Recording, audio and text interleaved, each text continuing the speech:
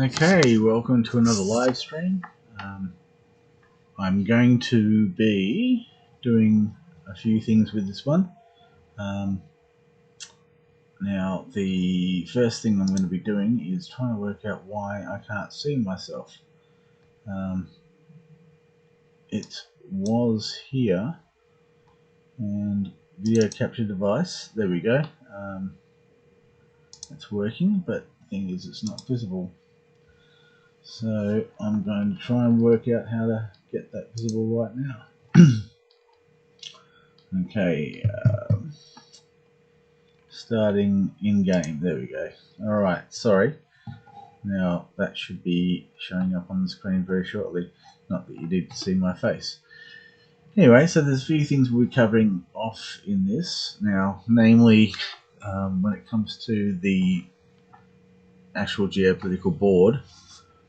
What I need to do is make it so it's visual and so that you can all see what I'm doing on the screen live, and then not only revealing territory but also processing the cards and then putting the cards where they need to be.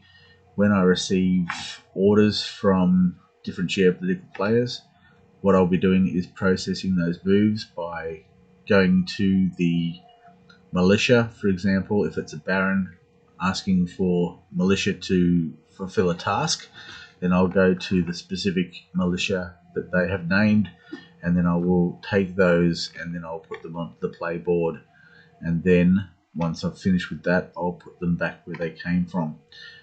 It may be that I'll copy and then I'll move them around into the play area, and then if there are no casualties, I will put them back where they came from. If they have a share of loot, then their share of the loot will be added to their deck. I will show you firstly what I've done with the playboard. So what I've done is I've decided that although I don't really want to add lots and lots of different layers, it's unavoidable. Unfortunately, I think we're going to have to I've just revealed what I was going to talk about. That is a town in the image file. I've taken this directly from Excel. Now I realized that I can simply select what I want in Excel and drag down, for example, like that, copy, and then paste directly into paint.net, which I feel very stupid about not having realized this so far. I've been doing all sorts of workarounds and didn't realize that paint.net had that facility. Anyway, so what I've got is the town in its entirety, and as you can see, it gets down into quite a good bit of detail. Now you might see over here, this is the 1 foot by 1 foot sections, and I have not done that with the individual. Well, there's wooden structures, there's the gardens, they might have veggie patches, they might have a nice little outdoor area, whatever, and then there are stone buildings. I haven't done those ones in the 10 foot. I'm sorry, in the 1 foot scale. I can. It's simply a matter of copy and pasting into them. What I was originally thinking is that I'll leave it like this, and then if people want to make one of these their home and it's unoccupied, then they might move into it and then they may map it completely. But for the purposes of this map, this is going to be used for, every Samarajay town will look like this if it's not an undead infested one. There'll also be a ruined version in the same scale, and that will require repair work and things like that. So what I've decided is that I'm going to have a layer for town, and then another layer for village, and then another layer for the hamlets, and then another layer for the farms. Now, You might notice that over in the left hand side, what I've done is I've put the people who live in this farm. So this is the farm of Merkovic. Now, when you look at it at this, I think this is 100%. So at 100%, that should be print. That should be the quality that you get from a print, and that's pretty good. It doesn't pixelize until you zoom right back down to this is 400%. So for the purposes of moving cards around in the actual gameplay, the geopolitical gameplay that I'm talking about with live streaming, this is very easy to read. I'm looking at it on the other screen right now, and it's pretty good. So what I'm intending to do is just have the people who live in this in towns, villages, hamlets, and farms. I'll have them in a single column, and then, for example, what will happen is that if there's additional information that comes to light about a particular character, it will extend out to the right. It'll extend out. This will be done in Microsoft Excel, and then it should be simply a matter of me going into Microsoft Excel. If, for example, in the live environment, it's going to be per quarter, and it may be that in the second quarter or in maybe the second year, there'll be additional information about these particular people will then be available in the next column over. If there's additional skills that have been revealed, additional background information that's been revealed, it will continue to reveal out to the right hand side. And as you can see, especially with something like a farm, there's plenty of space for that kind of progression of that character, of that adventuring party. I've also decided that keeping the adventuring parties together, that includes the leader of, if it's a geopolitical group, whatever, to keep it in one card. There doesn't seem to be any need to have a separate card at this stage for many of them. I still have this layer here, for example, which I've also played around with, and you can see that I've put the Lord character into that first slot, and then these are their companions. Then this is the Privy Council, then the War Council, then the Treasury Advisors. These are part of their entourage. Now I still haven't put these into their right places, but I've now put all the Guild Grandmasters in, but they will not be in this location. What I'm hoping to do is do the same style of the same style of formatting and putting them into their own places, so that they can have that progression from the left to the right. So I've got shamans, I've got high priests, I've got the ambassadors, things like this as well. So going back to the where are we? A town. Oh, sorry, this is a farm. So you can see that I'm really happy with the level of detail that I've been able to pick up on. Being able to copy directly from Excel into Paint.net. Yes, it's one of those things that is just it's a game changer. It's making it so that I can definitely make some very quick changes in Excel and then copy back in. So if I want to show a ruined building, and then if there's work that's being done, I can then I'll just go and do that now. So I'm going to click across to Excel. I'm going to find farm. I'm then going to find the ruin of that farm, and as you can see, I've now found the ruin of the farm. Now I'm going to copy that, and then I'm going to simply go back to paint.net. I'm going to make sure that I'm on the right layer. This is farms. It's always important to paste onto the right level.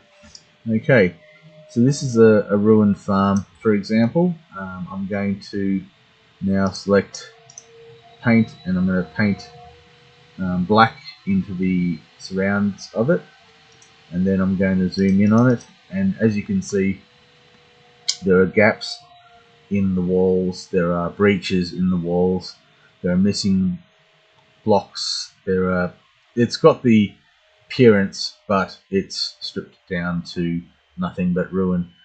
Now my intention is that wherever there are missing blocks, in order to restore a building you have to replace the missing blocks. Now I haven't done this. This is the first time I've actually done that. I'm very happy with the result. Again, this is live kind of work that we can do. So let's just say, for example, I'm going to receive a request from a geopolitical party that they want to replace some blocks. So I'm going to click on, that's 1, 2, 3, 4 blocks. 5, 6, 7, 8, 9, 10, 11, 12, 13, 14, 15, 16, 17, 18, 19, 20, 21, 22, 23, etc., etc. So I can actually show what their intention is to repair the corner of this ruin. So that's one part of what I wanted to show, and another part I wanted to show was the use of the elemental stone. Now the elemental stones, I'm going to make it so that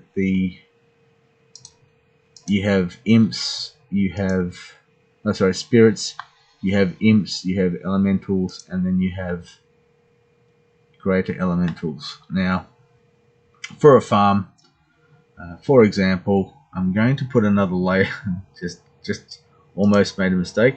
I'm going to click and create a new layer, and this is going to be called elemental bound stone bound elemental.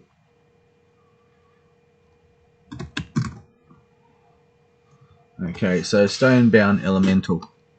So this is going to be in red, and I'm going to just click on, for example, this, and then this, and then this, then this, then this, then this, then this, then this, then this.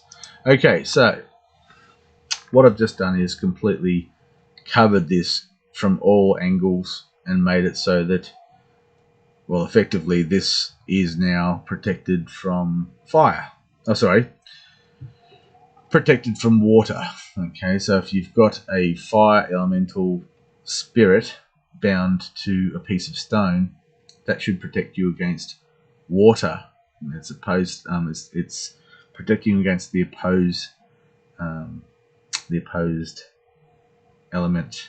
There's one more thing that I was going to do, which was I'll connect another one now. I'll call this one, I'll rename this one stone bound elemental spirit. Okay, so that's the spirits. Then I'm going to call this one stone bound elemental greater elemental. Alright, so I've now selected, that was 400, so as in the brush width is 400, so I'm just going to jump in here and I'm going to put in spirit equals 400, and then I'm going to put in that an imp equals well, let's call it 800, and then just multiply it from there. Then an elemental equals, well, let's just jump up to 2000, and then a greater elemental, well, let's call that 5000.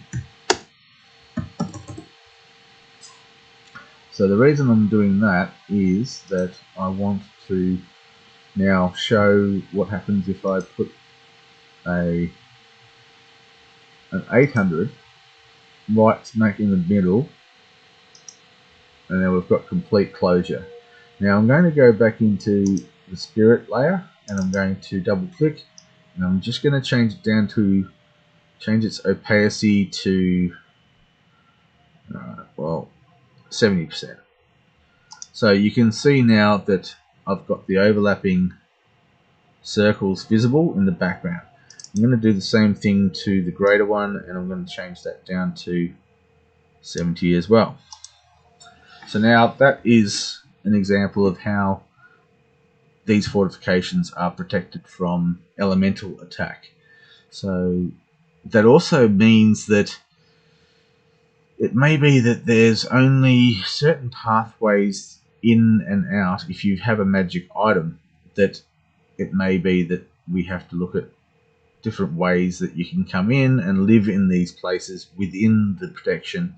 And so it may be that part of the binding of that elemental spirit is that if there's someone trying to breach the walls, or trying to breach, if it might be that it can sense an evil intent. It may be that there's there's lots of possibilities. The wording of these things can be changed. Anyway, so that's just an example of how I envisage the use of the elemental, well, the stone bound elementals. Now I'm just going to show one of the things I was thinking about doing was making it so that if, for example, this one here with the breach, so I could take out that breach, and now you can see that this is now no longer protected with the same protection. It's got a breach.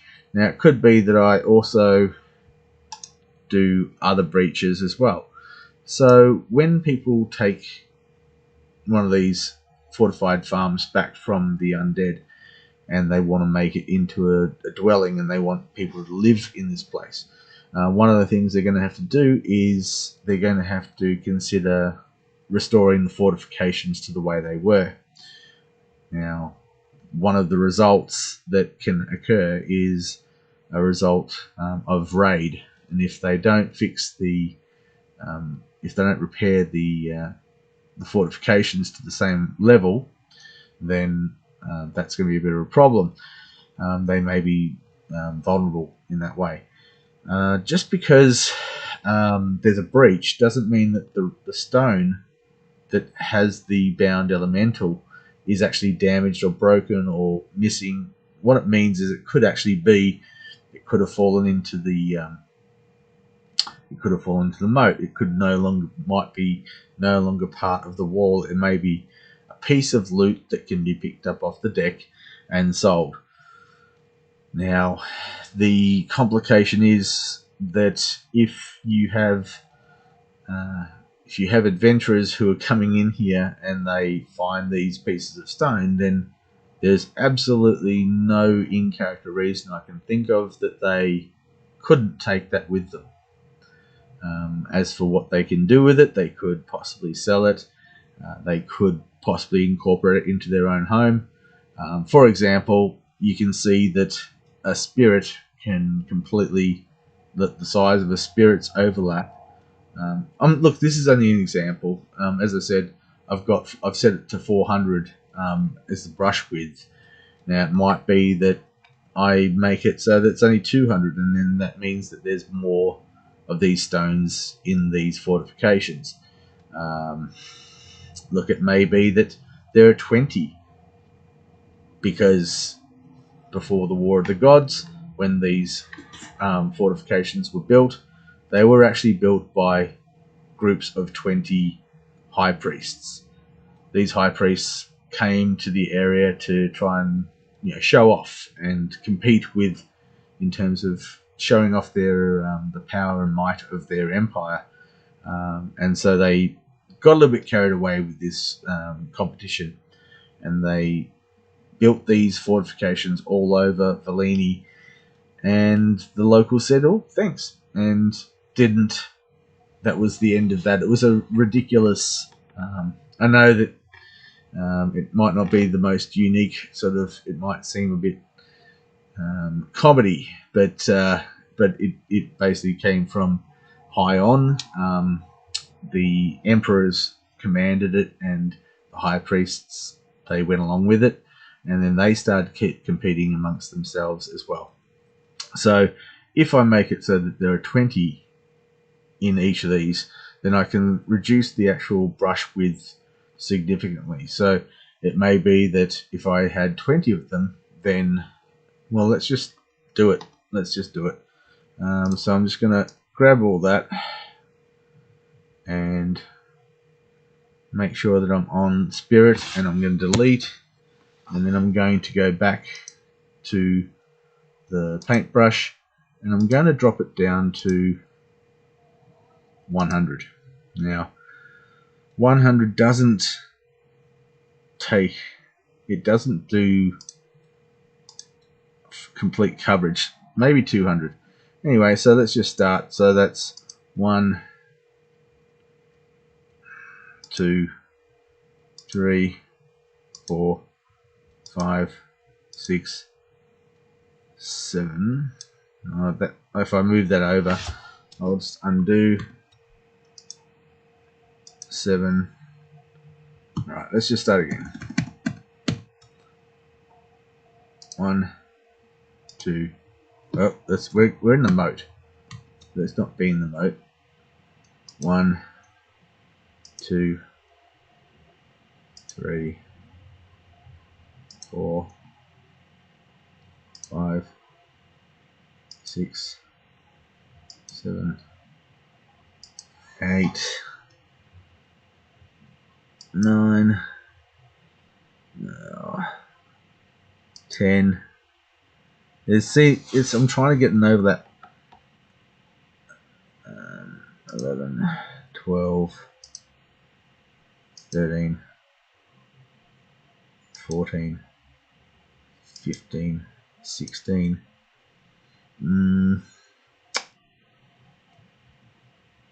17, 18, 19, 20.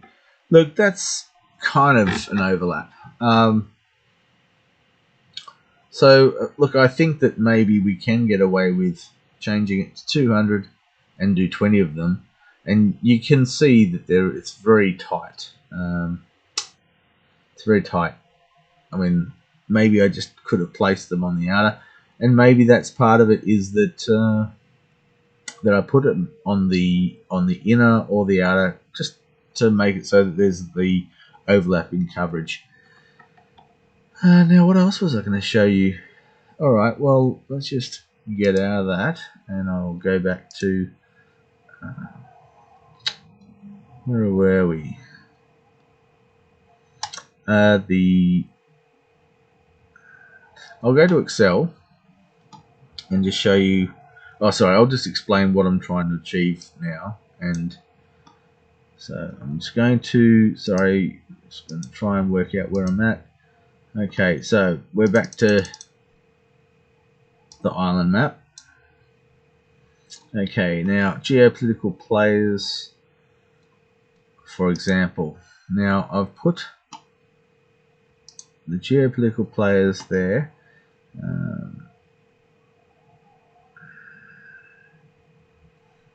I'm just going to create a black underneath. So when I present these things, black underneath geo players. So just created that, and now I'm going to select all, and I'm going to click on black, and then I'm going to then dump paint all over that.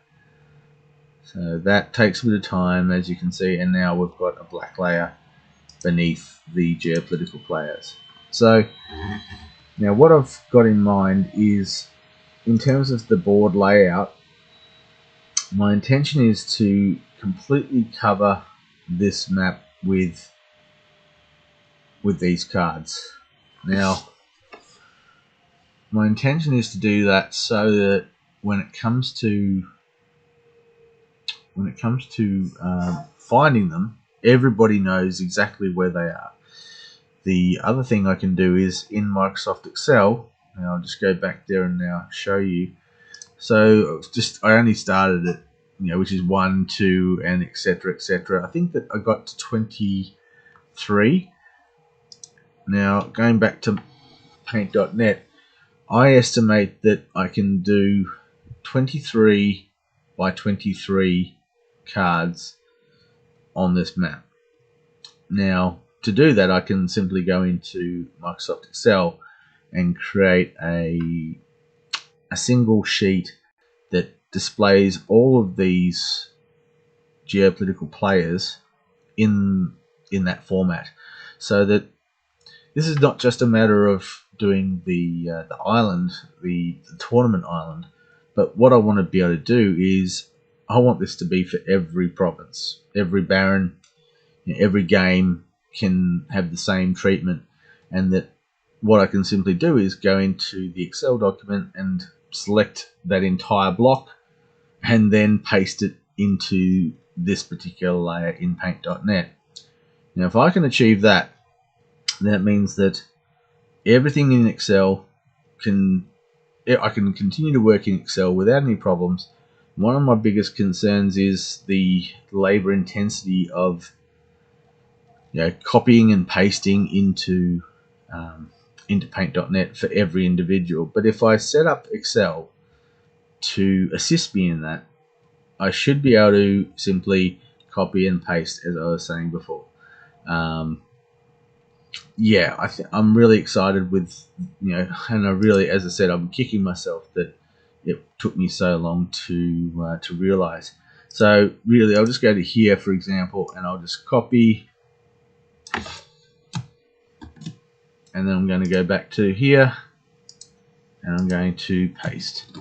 And as you can see, that is approximately the same size as the card, and well, let's just give it a go. Approximately, so we're not perfect here. So copy, paste,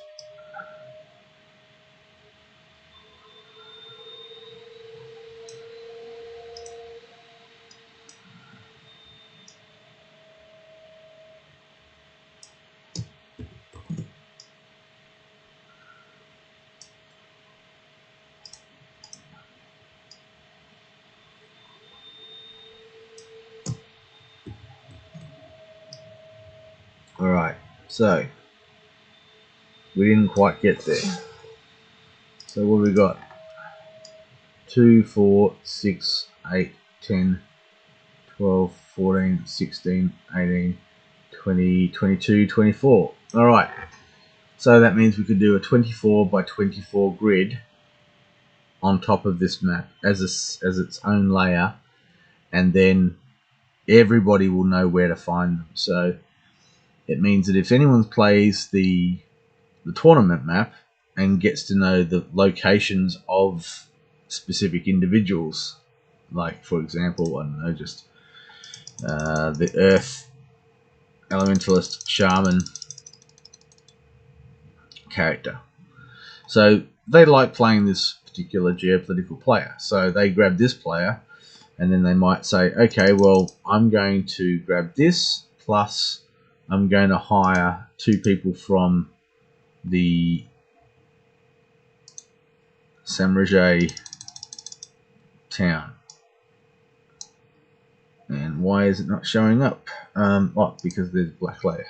Okay, so they're going to take that group, and then they're going to hire well, let's just say that they want to hire that one, that one, and that one. So that means that they're going to have to pay 120,000 silver pieces to hire those 3 adventuring parties for a month. That's 120,000. That's a lot. But the thing is that, as I've made clear, I'm not going to be stingy when it comes to handing out loot. So the loot will be there. The loot is basically a combination of what was there before the War of the Gods, as in the local people and what they owned. And if you think about a population of, let's just say that there was a population of, say, 5,000. So if you look at 5,000 people just in the average Australian community, and you work out how much wealth that they have, and if you then convert that to coin, then it doesn't take much for there to be 10 million silver pieces worth of loot in any given area. And then of course there's the additional problems that I've now kind of realized, that when it comes to these stones.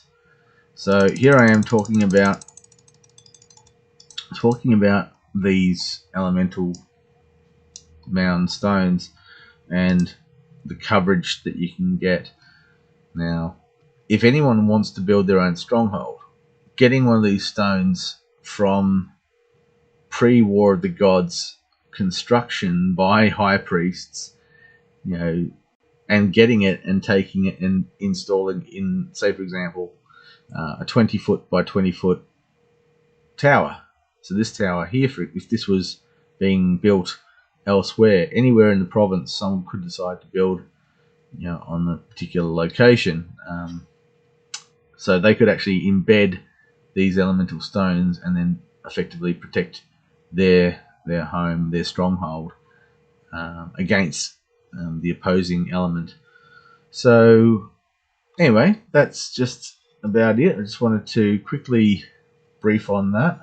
Don't quite know what else I was going to talk about today. Let me just check, and I can't see it.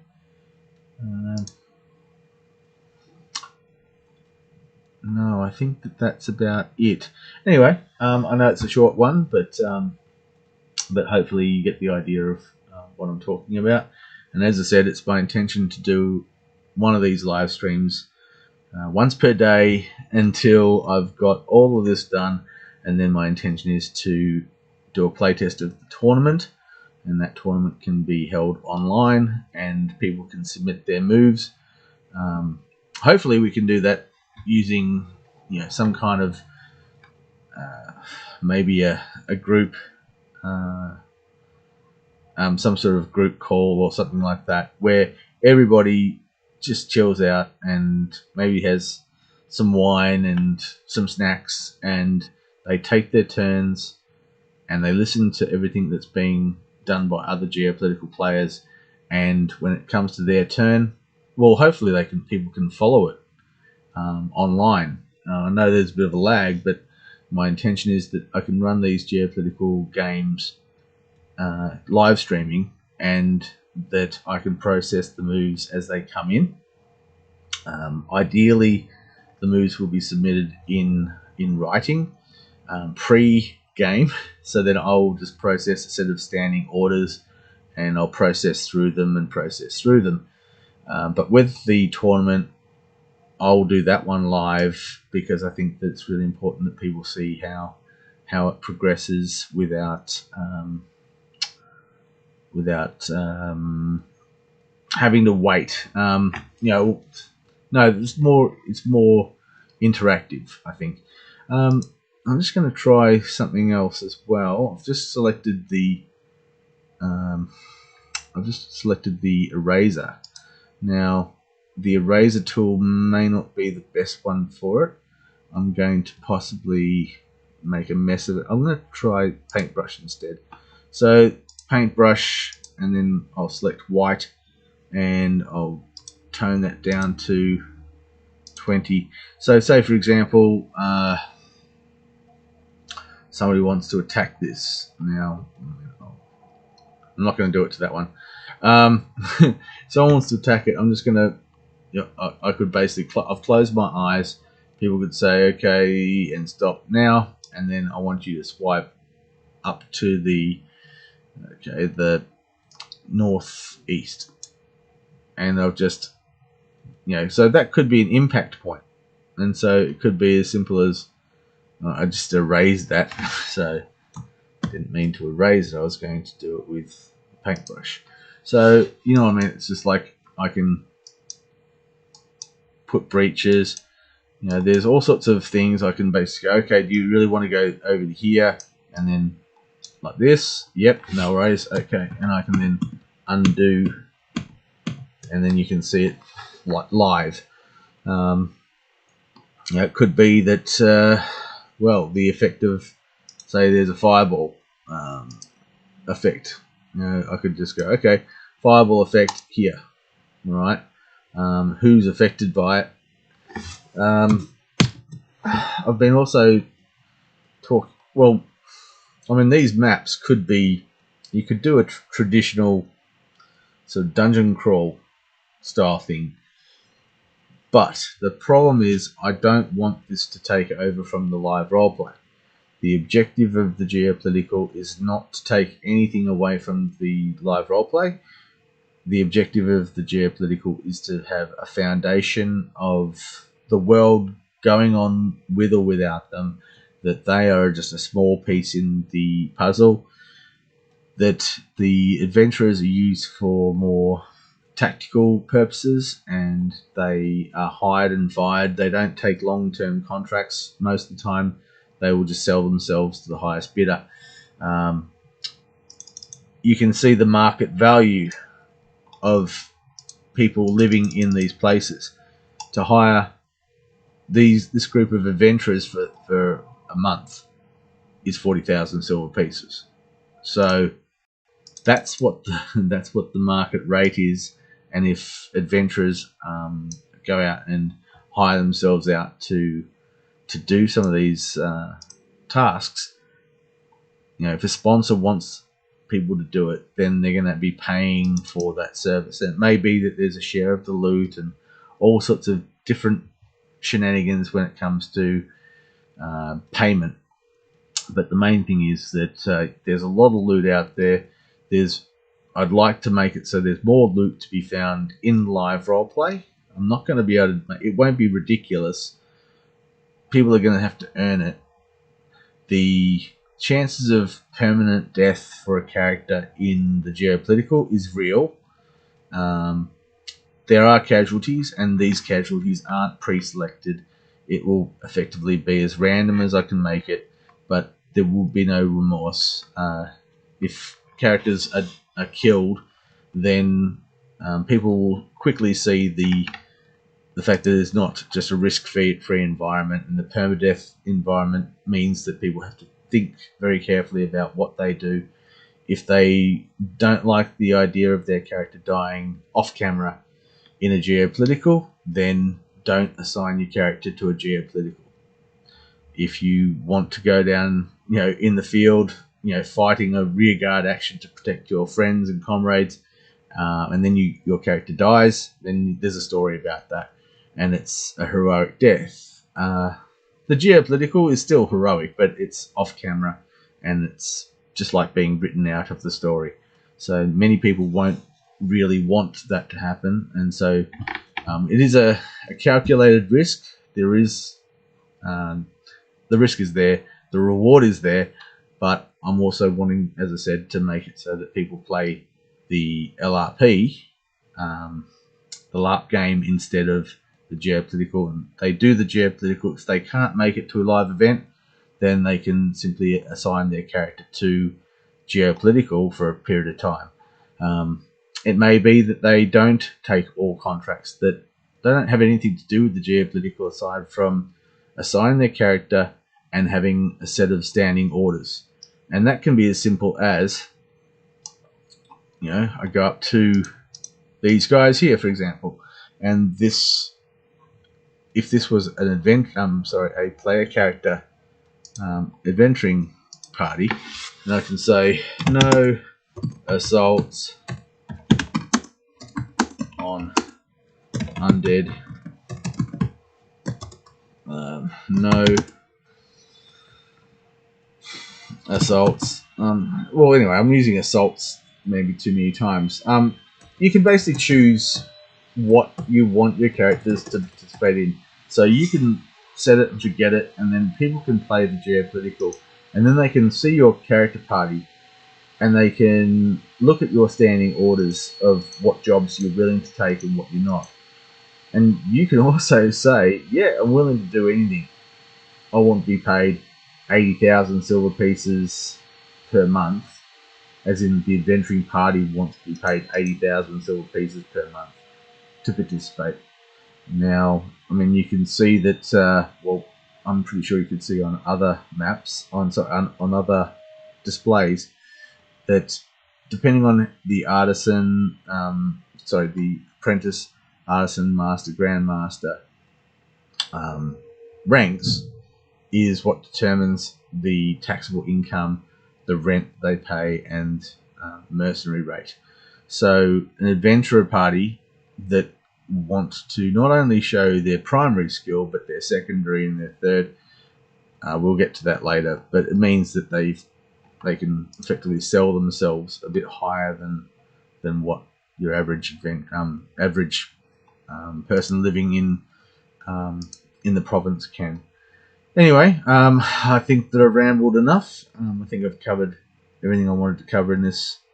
And you can find more information at renegades.com. And, I'll go back to the cover sheet. Oops, where are we? Yeah, at renegadelarp.com. And if anyone wants to send me a private message, and if there's any questions that people want to ask, just send me a message, and then I'll try to cover it during the rambling